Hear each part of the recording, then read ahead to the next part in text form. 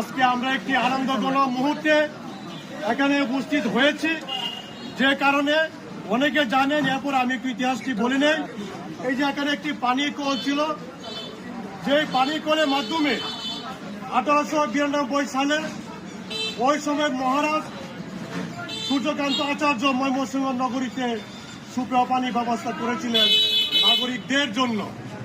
এটা বয়স হয়ে গেছে অনেক, এটা পুরাকীর্তি নিদর্শন হিসেবে সংরক্ষণের জন্য আমরা পুরাকীর্তি সুরক্ষা কমিটি ময়মনসিংহ অঞ্চল বিভাগীয় কমিশন নিকট স্মারকলিপি প্রদান করেছিলাম এবং দাবি জানিয়েছিলাম এটা যেন বাস্তবায়ন করা হয়, সংরক্ষণ করা হয় ইতিহাস হিসেবে আমাদের ময়মনসিংহে।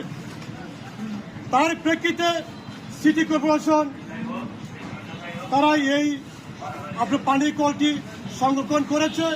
আজকে একটি মহেন্দ্রকন, এখন এগুলো আপনি এটা উদ্বোধন হবে এই কলটি।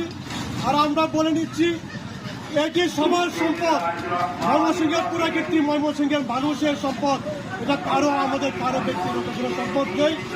এই এখানকার যারা গণ্যমান্য ব্যক্তি রয়েছেন, ব্যবসায়ী রয়েছেন, আপনাদের প্রত্যেকের কাছে আমরা পুরাকীর্তি সুরক্ষা কমিটি জোর আবেদন জানাচ্ছি, অনুরোধ করছি আপনারা যেন এটাকে রেখে রাখবেন, ইতিহাসটুকু যেন উজ্জ্বল থাকে, সারা দেশের মানুষ যেন জানে যে ময়মনসিংহের মানুষ তাদের ইতিহাস, তাদের কৃষ্টি, তাদের সংস্কৃতি তুলে ধরে এই বিষয়টুকু যেন সারা দেশে আমরা পৌঁছাতে পারি।